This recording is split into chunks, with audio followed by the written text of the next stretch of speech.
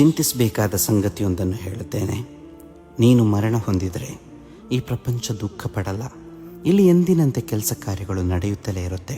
ನೀನು ಮಾಡಿದ ಕೆಲಸ ಬೇರೊಬ್ಬರಿಗೆ ವರ್ಗಾವಣೆ ಆಗುತ್ತೆ. ನಿನ್ನ ಸಂಪತ್ತು ನಿನ್ನ ವಾರಿಸುದಾರರಿಗೆ ಸಿಗುತ್ತೆ.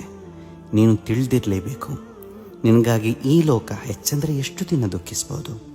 ನಿನ್ನ ಪರಿಚಿತರು ಹೇಳಬಹುದು, ಅಯ್ಯೋ ಪಾಪ, ಸೃಷ್ಟಿಕರ್ತನು ಅವನಿಗೆ ಕ್ಷಮೆ ನೀಡಲಿ ಎಂದು. ನಿನ್ನ ಸ್ನೇಹಿತರು ನಿನಗಾಗಿ ಎಷ್ಟು ದಿನ ದುಃಖ ಪಡಬಹುದು? ಕೆಲವು ಗಂಟೆಗಳು, ಅದಲ್ಲದಿದ್ದರೆ ಕೆಲವು ವಾರಗಳು ಮಾತ್ರ. ಅದಾದ ಬಳಿಕ ಅವರು ಅವರ ಮೊದಲ ಸಂತೋಷದಲ್ಲೇ ತಲ್ಲೀನರಾಗುವರು.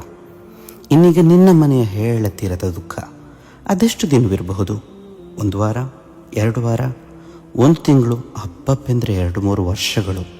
ನಂತರ ನಿನ್ನ ಕುರಿತಿರುವ ನೆನಪು ಅವರ ನೆನಪಿನ ಗ್ಯಾಲರಿಗೋ ಯಾವುದೋ ಒಂದು ಫೋಟೋಗೋ ಸೀಮಿತವಾಗಿ ಅವರು ಕೂಡ ಅವರ ಮೊದಲ ಸಂತೋಷ, ಅವರ ದೈನಂದಿನ ಕೆಲಸಗಳಲ್ಲೇ ತಲ್ಲೀನರಾಗುವರು. ಹೀಗೆ ಜನರ ಮಧ್ಯೆ ನಿನ್ನ ಬದುಕಿನ ಕಥೆ ಕೊನೆಯಾಗುತ್ತೆ.